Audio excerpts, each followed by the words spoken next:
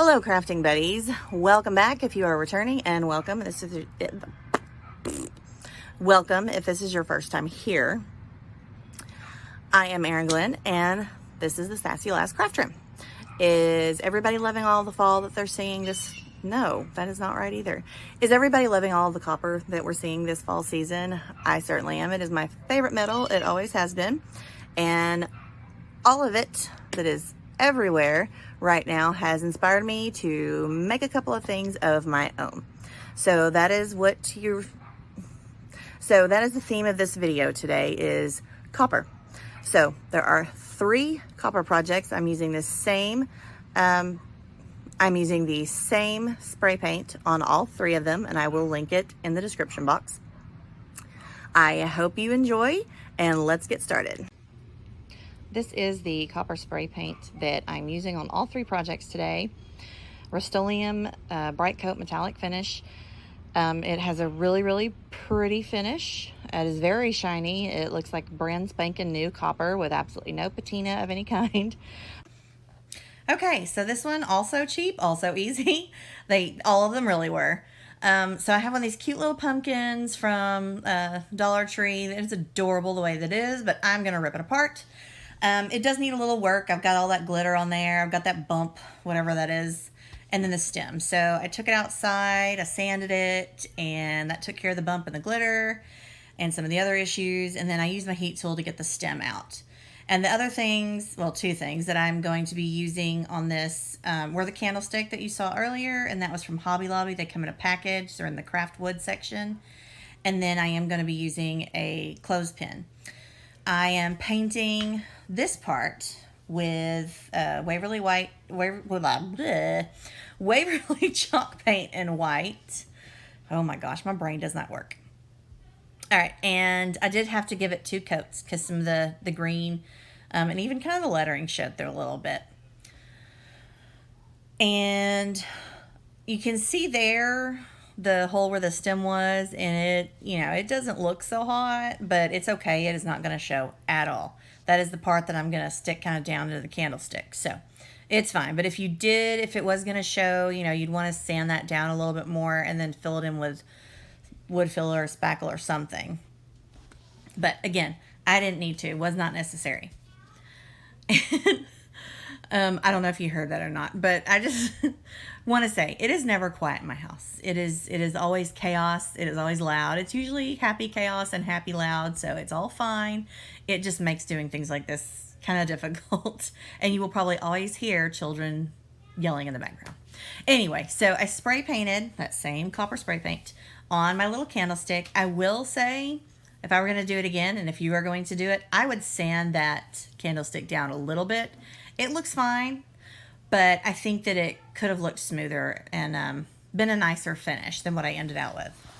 All right, so using that original super glue, the gel super glue and you can get it at the Dollar Tree, and I just centered it as best I could, and like I said, that covers up that hole where the stem was.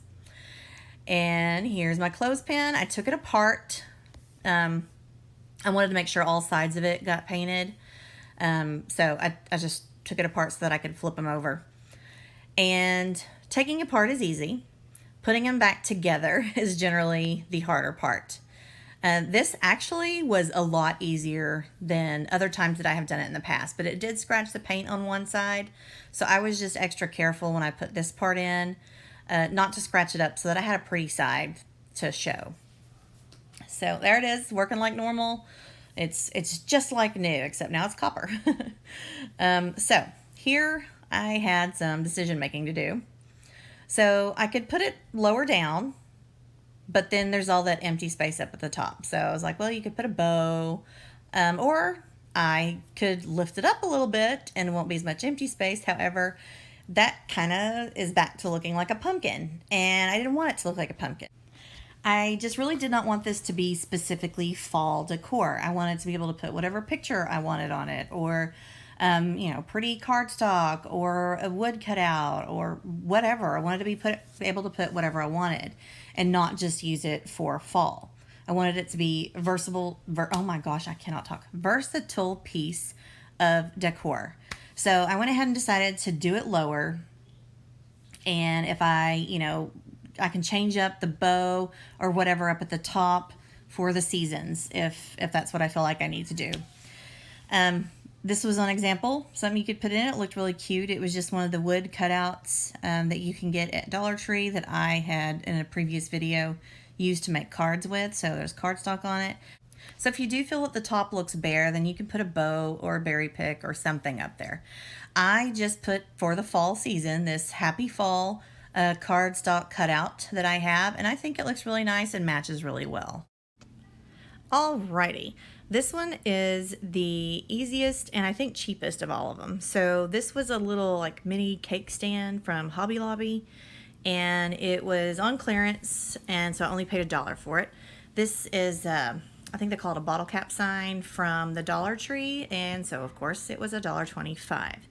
So these are kind of fixed so that it can slide right out, but it has that little plastic piece on it so that when you're hanging it, it catches. It's really kind of cool. Anyway, so you don't have to cut them, you can just slide it out, and I'm just going to leave it like that just in case I want to use it for something else later. So there's a few different ways you can do this. You saw me flipping the bottle cap around, and now I'm flipping the stand around. So you could put it together any way you wanted to. What I ultimately decided on was the bottle cap facing down and the cake stand sitting, kind of as it was intended to be. So I needed to cover the holes or do something about the holes anyway, and you can't really exactly cover them. So, it's not like wood. I can't just, put wood filler or spackle in there. So what I have seen other people do, this is similar anyway, I just put a little dab of hot glue onto a tiny little piece of cardstock. I actually cut up one of the tags from one of those things and just shoved it on there, and so the hot glue is kind of what pokes through a little bit. Alright, so then I'm just going around the rim. I wiped it off first, and now I'm going around with the super glue that is the original super glue that you can get at Dollar Tree. And I went all the way around. I'm not using any hot glue, I'm just using the super glue. I'm not the most patient crafter, but I can be patient enough to let that just dry. So I centered that best I could. I did press on it a couple of times a little bit. I don't know that that was really, necessary, but just wanted to make sure it was on there well. So I pressed on it and held it a little bit. And then next thing I need to do is still got to go back and finish taking care of those holes. So they're filled, I guess, but it's still gonna stand out. It doesn't look a whole lot better than just having a hole there right now. So I took some silver paint. It's folk art, I think. And I am painting the backside right now. Just in case anybody looks under there, it won't just like bam, stand out right, in your face kind of thing. But I don't know that that's really necessary. And then I'm going through and I'm trying to only get where the hot glue is. And I'm just painting over that. And it actually really matched pretty well. Once it dried, it kind of just looked like somebody goofed welding or something. And once I do spray paint it copper, which is the next step once everything is dry, that's kind of what it looked like there too. Just that, there was some welding mishap of some sort. So the next thing that I do once everything is dry is I take part of a plastic shopping bag and wrap it around the base because I wanted that to remain white. I considered spray painting the whole thing, but I decided ultimately not to. And then you can see I just used some washi tape and taped around the underside so that would not get any spray paint on it. Okay, so I did not spray paint the underside of it at all because you're just really not going to see it. I mean, if you're going to display it somewhere where you're worried somebody might, then yeah, go ahead and do it. All right, here it is all done. And I think it turned out so pretty. I love the white and the copper together. I think it looks very elegant. Alrighty, this one is inexpensive, just like the other ones. This was probably the more time-consuming one, I guess. So it's going to be a turkey cutting board, trivet, charcuterie board display thing. Anyway, So I do have to fill in the holes with I'll have his spackle. I don't have any wood filler. So, use what you got. So I got the idea from, I cannot remember the YouTuber's name. Kristen something. I will link her channel and the video in my description box. She did a pumpkin. It was like a dupe video, and it was funny because as I was watching it, she showed like the cutting board that she was wanting to dupe, and I was like, oh, I wonder if you could just glue together some of those wood cutouts from Dollar Tree. And sure enough, that's exactly what she did. So I was like, oh, I have some turkeys. I can glue together some turkeys. So I thought this would be cute for Thanksgiving. Just a cute little, like I said, I'm going to use it more as like a trivet, I guess, just to put something. I don't know. I'll figure it out at Thanksgiving, I guess. Anyway, I just thought it was a cute idea. So I am using wood glue. I didn't want to use hot glue because A, I might be putting something more on it, and B, it just doesn't lay down as flat. There's always that little bit of space. And this wood glue, and it's the original super glue. Oh my gosh, I cannot talk today. Super glue brand. Again, just got it at the Dollar Tree, and this stuff is amazing, y'all. I've done several projects with it. Some of them some pretty, serious heavy duty wood projects, and they have held up really well.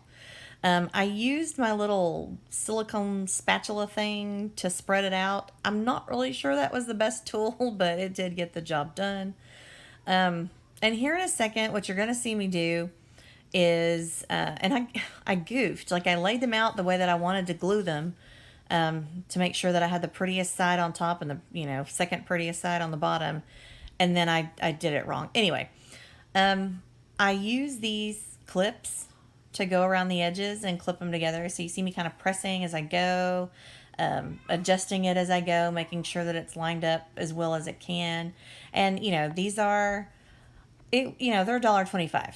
You get what you pay for. And so, they don't necessarily line up 100%, they don't. So, if you're going to do this and you're at the store picking out your 3 or 4, wood cutouts, I would, kind of hold them together and see which ones fit together best. What I ended up doing, the clips just didn't do it. So what I ended up doing was just putting something really, really heavy on top, and that worked just fine. Y'all, my brain quit working there for a minute, so I had to pause for a second and go back. All right, so I used those little wheels as feet, and I just put like 3 of them on there just in case I wanted to actually lay on my table. You can also just, just set up against the wall as a display. Obviously it could just be a display. You don't actually have to use it. And there is another option for something you could use. That was from a bottle brush tree. So, if you have bottle brush tree projects and you have a few of those things left over, then, sand them down and glue those on the bottom. They would work just fine.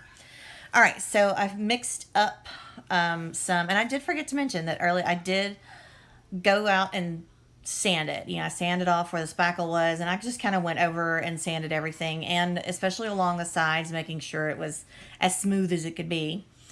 I think my sandpaper was a bit of a rough grit, and it actually ends up working, and I'll show you that in a second here. But I mixed burnt umber, folk art paint, apple barrel, sorry, paint and some water, and made kind of a faux stain. And I do go around the entire thing. When I got to where I was going to do the back part, I just kind of added a little bit more water to it and not any more paint. So it's quite a bit lighter. But you can see, you can kind of see, where I filled in the holes. And then there were some other spots that I think it was probably the wood glue that just kind of got on the front and didn't stain real well. This is what I was talking about. It kind of worked, that I used the rough sand grit, because it almost looks like it has been used for a long time as a cutting board, because it's got all those little, cuts and scratches in it. And this is what I'm talking about on the back side. It just ends out much lighter. But again, as with many things, you're not really going to see it. Actually, I really think that that stain ended out really pretty too. So I'm going to remember to water down my paints a little bit more sometime for a lighter stain. All right, so I used, this is called purple tape. It's very similar to painter's tape or washi tape. It's a low tack tape. It is used a lot for paper crafts. And then I had a little bit of washi. So you can see that the spots that are kind of messed up were the ones that were still showing. So I just wanted to paint over those weird looking spots. And I just love to peel off that tape after painting something and see those perfect lines. And actually, I really thought that tape looked kind of cool. I was really a little tempted to keep that and see if I could figure out something to do with it, but I didn't.